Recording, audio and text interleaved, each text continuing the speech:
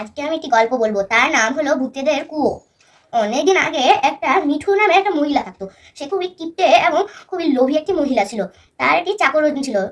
তো ওই চাকরটা খুবই ভালো ছিল, তার সব কথা শুনতো, কিন্তু সেই কিপটে মহিলাটা মিঠু ও তার কোনো কথাই শুনতে চাইতো না। বাড়ি বাড়িয়ে কাজ দিত এবং মাইনেও ভালো করে দিত না, টাকা পয়সাও। তো একদিন মিঠু তার চাকরকে বলে যে তুই আজকে কুয়ো থেকে বা নদী থেকে জল নিয়ে আয়, দুটো কলসি ভরে জল নিয়ে আয়। আমার বাড়িতে আজকে আমার ভাইয়েরা আসবে, আর ভাই এবং আমার বউ আসবে, ওর বউ আসবে। তুই তাড়াতাড়ি নদী থেকে জল নিয়ে আয়, না তো কিন্তু তোর কিন্তু ভালো হবে না তোর, কিন্তু আজকে কিন্তু আজকে মাসের শেষ দিন, নাহলে তোকে আমি টাকা দিব না। তখন তার চাকর বলে যে ঠিক আছে ম্যাম, কিন্তু এখন তো অনেক বিকেল হয়ে গেছে, সন্ধে সময় তো কুয়ো পার হয়ে গেলে একটা ভূত থাকে, কিন্তু আমি তো আমাদের কিন্তু রাত হয়ে যাবে আমার আসতে। তখন মিঠু বলে যে তুই এখন চুপচাপ নিয়ে আসবি, না তো মাইনেটা আজকে আমি দিব না, বল। চাকরটা আসলে তার মিঠুর বাড়িতেই থাকতো। তো চাকর তখন আর কিছু না পেয়ে নদী থেকে জলই নিয়ে নিতে যাই। নদী থেকে জল আনার সময় তখন অনেক দেরি হয়ে যায়, প্রায় 6টা হয়ে যায়, 6টা বাজে। তখন নদী থেকে জল যখন নিতেই যাবে, তখন তার চোখের সামনে একটা কুয়ো দেখতে পাই। কুয়োটা ছিল ভাঙা ফুটো একটু, ওখানে একটু পুরানো ছিল কুয়োটা। তখন সে ভাবলো যে নদী তো এই গ্রাম থেকে অনেক দূরে, যে আসতে আমার নাহলে 7টা কম করে বাজবেই, আমি বড় যে এই কুয়ো থেকে নিই জলটা। সে যখন এই কুয়োটার কাছে যায়, তখনই একটা শব্দ আছে যে বাঁচাও বাঁচাও আমাকে বাঁচাও। যখনই সেই চাকরটা, মিঠুর চাকরটা যখন উঁকি মেরে দেখে, তখন একটা ভূত থাকে, রাক্ষস থাকে।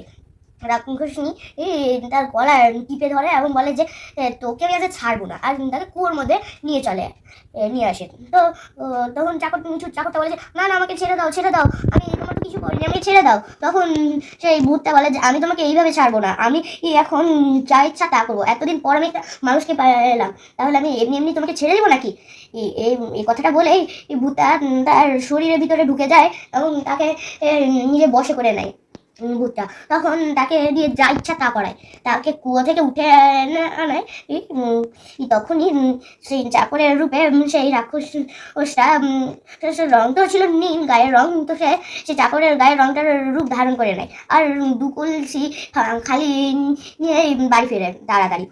তখন চাকরটা যখনই চাকরের রূপে রাক্ষসটা যখনই বাড়িতে ঢুকে দেখে যে সে মিঠুর ভাই আর ভাইয়ের বউ এসেছে, তখন মিঠু বলে তার চাকরকে বলে যে তুই কি এখন আনিসনি, তোর আমি আজকে বেতন দিবই না।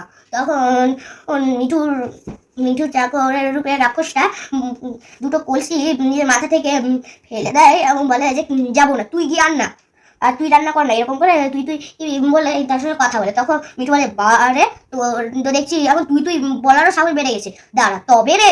যখন তাকে থাপুর মারতে যায়, তখনই এই মিঠুর চাকরের রূপে রাক্ষসটা তার হাত ধরে নেয়, আর হাত ধরে উল্টো তাকে থাপুর মারে, যেমন সিরিয়ালে দেখায়। তখন সেই মিঠুর ভাইয়ের বউ তাকে অনেক অপমান করে। তখন মিঠু বলে তবে রে, এর আগে যাক একবার, তখন তোকে মজা দেখাবো।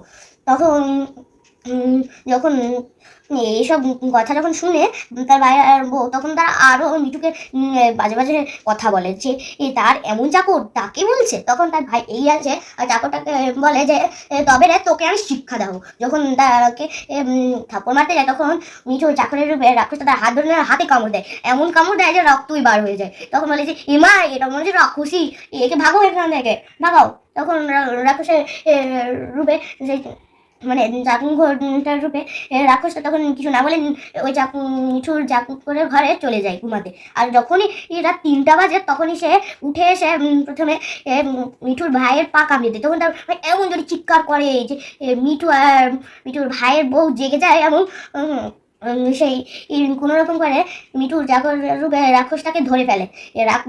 তখনই সেই মিঠুর চাকরের রূপে সেই রাক্ষসটা নিজের আসল রূপে চলে আসে, আর তাদেরকে শিক্ষা দিতে থাকে। তখনই তাদের মধ্যে মিঠুর ভাই পালিয়ে যায় দৌড়ে, আর মিঠুর ভাইয়ের বউ আর মিঠু কোনো রকম ভাবে আসে, আর তাদের আওয়াজ চিৎকার শুনে কিছু গ্রামের লোকেরা চলেও এসেছিল। তখন তারা তখন তাদেরকে জিজ্ঞাসাবাদ করে গ্রামের লোকেরা অনেক কিছু জানতে পারলো যে কিভাবে কি কি ঘটনা হয়েছে।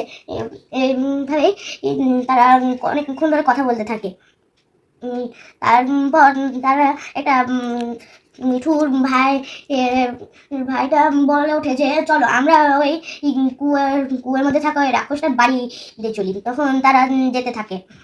যেতে যেতে তারা একটা গন্ধ পায় যেটা ওই রাক্ষসেরই। তখন তারা বুঝতে পারে যে রাক্ষসটা আসছে। তখন তারা সত্যি দেখতে পায় রাক্ষসটা সত্যি এসেছে, কিন্তু ভয়ঙ্কর রূপে। তার সেই মিঠুর চাকরের রূপে, কিন্তু একটু ভয়ঙ্কর ভাবে। তো মানে খুবই ভয় পেয়ে যায়, কিন্তু মিঠুর ভাইটা ভয় পায় না। তো গ্রামবাসীরা বলে যে তুই এখন চুপ করে থাক, না হলে যদি তোর বুদ্ধিটা যদি একদম বেকার হয়ে যায় তাহলে কিন্তু ভূতটা তোকেই আগে খাবে।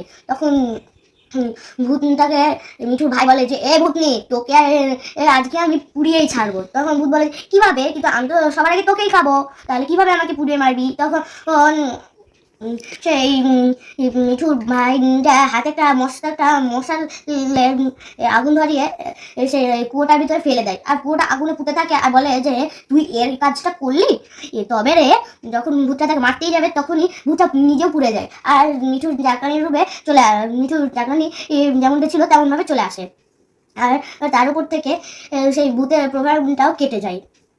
তখন মিঠু তার চাকরানিকে বলে যে আমার ভুল হয়ে গেছে রে, তুই আমাকে ক্ষমা করে দে। তারপর মিঠুর চাকরও তাকে ক্ষমা করে দেয়।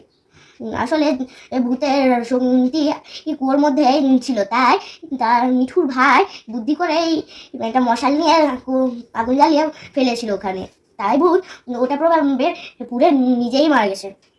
তাই আমরা এই গল্পটা থেকে এই শিক্ষাটা পেলাম, অন্যকে টর্চার করবে বা বিরক্ত করতে গেলে নিজেকেই বিপদে পড়তে হয় আর কি।